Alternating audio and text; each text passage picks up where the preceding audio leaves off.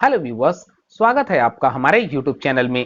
आज की हमारी ये वीडियो एक रिक्वेस्टेड वीडियो है, क्योंकि आप में से काफी लोगों के ये कमेंट मिल रहे थे कि सर किसी को स्नेक बाइट होने के बाद जो एंटीवेनम हॉस्पिटल्स में लगाए जाते हैं उसका क्या नाम होता है। तो इसीलिए आज की इस वीडियो में मैं आपको स्नेक बाइट के बाद दिए जाने वाले उन एंटीवेनम सीरम के बारे में बताऊंगा, और इसके अलावा दूसरे कौन कौन सी मेडिसिन दी जाती है इस बारे में भी इस वीडियो में मैं डिस्कस करने वाला हूं। साथ ही काफी लोगों की ये भी क्वेश्चन होती है कि क्या इन एंटीवेनम इंजेक्शन को इमरजेंसी यूज के लिए अपने घर में रखा जा सकता है कि नहीं, और अगर किसी को स्नेक बाइट हो जाए तो बिना डॉक्टर प्रिस्क्रिप्शन के इस एंटीवेनम को पेशेंट को दिया जा सकता है कि नहीं, और पेशेंट को कितने देर में कितनी एंटीवेनम इंजेक्शंस दी जाती है। इन तमाम टॉपिक्स पे इस वीडियो में मैं डिस्कस करने वाला हूं। तो इन टॉपिक्स पे पूरी इंफॉर्मेशन पाने के लिए आपसे रिक्वेस्ट है कि इस वीडियो को बहुत ही ध्यान से अंत तक जरूर देखें। दोस्तों, हमारे देश में सांपों की अनेकों प्रजातियां पाई जाती है, और एक सर्वे के अकॉर्डिंग हर साल लगभग 45,000 लोगों की जान स्नेक बाइट की वजह से जाती है। तो ऐसे में काफी लोगों को ये जानने की जिज्ञासा होती है कि स्नेक बाइट होने के बाद पेशेंट को कौन कौन सी मेडिसिन और एंटीवेनम इंजेक्शन हॉस्पिटल में दिए जाते हैं। तो इस टॉपिक पे आगे बढ़ने से पहले मैं आपको एक चीज क्लियर कर दूं कि पहले के समय में जो एंटीवेनम दिए जाते थे वो मोनोवैलेंट होते थे, लेकिन आज के समय में ज्यादातर पॉलीवैलेंट इंजेक्शंस दिए जाते हैं। शॉर्ट में अगर मैं पॉलीवैलेंट इंजेक्शन के बारे में बताऊं तो ये पॉलीवैलेंट इंजेक्शन हमारे देश में जितनी विषैली सांप पाए जाते हैं उन्हीं का वेनम एक्सट्रैक्ट करके और उनके वेनम को ही फॉर्मुलेटेड करके एंटीवेनम तैयार किया जाता है। इस एंटीवेनम को तैयार करने के लिए एक लंबी मेडिकल प्रोसेस होती है, और इस टॉपिक पे भी हमारे चैनल पे ऑलरेडी एक वीडियो अवेलेबल है। तो अगर आप उस वीडियो को देखना चाहते हैं तो आप वीडियो के नीचे डिस्क्रिप्शन में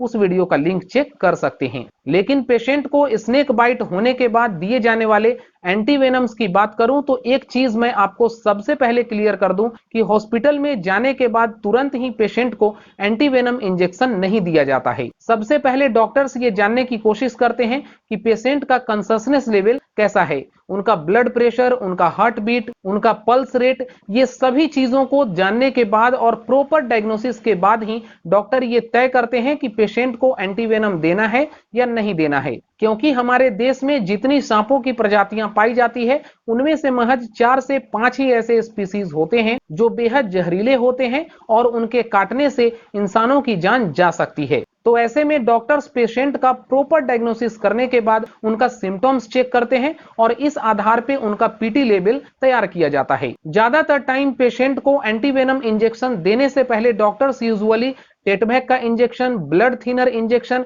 और जरूरत पड़ने पे विटामिन के का भी इंजेक्शन लगाते हैं। और एक बात मैं क्लियर कर दूं कि इंडिया में जितने जहरीले सांप पाए जाते हैं उनमें से कुछ सांपों के फॉल्स बाइट भी होते हैं, जैसे कि कोबरा 70 to 80% फॉल्स बाइट करती है या फिर इतनी कम मात्रा में वेनम इंजेक्ट करती है जिससे कि इंसानों की जान नहीं जाती है। वैसे ही रसल वाइपर के भी 10 to 15% फॉल्स बाइट रिकॉर्ड किए जाते हैं। हालांकि करैत और करैत के स्पीसीज कभी भी फॉल्स बाइट नहीं करते हैं। और जहां तक बात रही एंटीवेनम इंजेक्शन को घर में रखने की, तो मैं आपको बता दूं कि कभी भी इन वेनेमस स्नेक्स के बाइट होने के बाद पेशेंट को सिर्फ एक ही इंजेक्शन नहीं लगाया जाता है। डॉक्टर्स उनको एक बार एंटीवेनम इंजेक्शन इंजेक्ट करने के बाद हर घंटे उनकी चेकअप करते हैं, उनका कॉन्शसनेस लेवल चेक किया जाता है और तब डॉक्टर डिसाइड करते हैं कि उनको अगला एंटीवेनम लगाना है कि नहीं। और मोस्टली ऐसा देखा जाता है कि कोबरा के बाइट करने पे डॉक्टर्स यूजुअली 6 से 12 या फिर जरूरत पड़ने पे 15 एंटीवेनम इंजेक्शंस भी पेशेंट को लगाते हैं। वैसे ही कॉमन करैत या फिर करैत की किसी स्पीसीज के बाइट होने पे यूजुअली 10 to 20 एंटीवेनम्स तक पेशेंट को लगाए जाते हैं। और जब किसी पेशेंट को रसल वाइपर की बाइट होती है तो इस कंडीशन में भी पेशेंट को 10 to 20 या फिर जरूरत पड़ने पे 25 प्लस इंजेक्शंस दिए जाते हैं। तो अगर आप प्रिकॉशनरी मेजर या फिर इमरजेंसी यूज के लिए इन एंटीवेनम इंजेक्शंस को घर में लेकर रखना चाहते हैं तो मैं समझता हूं कि ये बिल्कुल यूजलेस है, क्योंकि ये एंटीवेनम इंजेक्शंस को बिना डॉक्टरी सलाह के या फिर प्रिस्क्रिप्शन के पेशेंट को नहीं लगानी चाहिए। क्योंकि पेशेंट को वेनेमस स्नेक्स ने बाइट किया है कि नहीं, पेशेंट के शरीर में वेनम गया है कि नहीं, पेशेंट को कहीं फॉल्स बाइट तो नहीं हुआ, या फिर पेशेंट को ये एंटीवेनम इंजेक्शन लगाने से पहले कौन कौन सी मेडिसिन या फिर दूसरी इंजेक्शन लगानी है, ये सिर्फ डॉक्टर ही डिसाइड करता है। तो इसीलिए आप लोगों से रिक्वेस्ट है कि अगर किसी व्यक्ति को स्नेक बाइट हो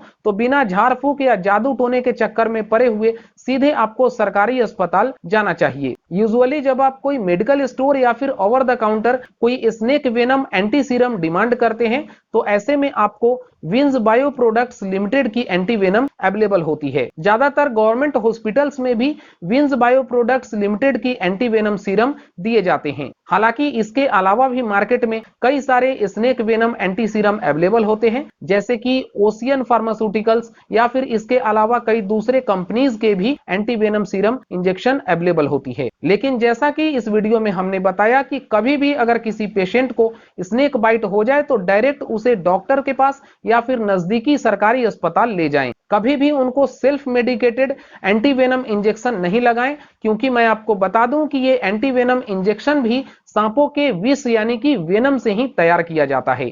तो ऐसे में अगर पेशेंट को आप बिना प्रॉपर डायग्नोसिस, बिना प्रॉपर देखरेख या फिर डॉक्टरी सलाह के उनको लगाते हैं तो इसका मेजर साइड इफेक्ट भी पेशेंट के ऊपर हो सकता है। तो उम्मीद करता हूं कि इस टॉपिक के ऊपर आपको प्रॉपर और साइंटिफिक इंफॉर्मेशन मिल गई होगी। इसके अलावा अभी इस टॉपिक पे आपके मन में कोई सवाल हो तो हमें वीडियो के नीचे कमेंट करके या फिर इंस्टाग्राम पे मैसेज करके बता सकते हैं। ये वीडियो अच्छी लगी है तो इस वीडियो को लाइक करें, ज्यादा से ज्यादा लोगों तक शेयर करें और इसी तरीके से हेल्थ से रिलेटेड वीडियोस पाने के लिए हमारे चैनल को सब्सक्राइब करके बगल में बनने वाले बेल के आइकन पे भी प्रेस कर लें।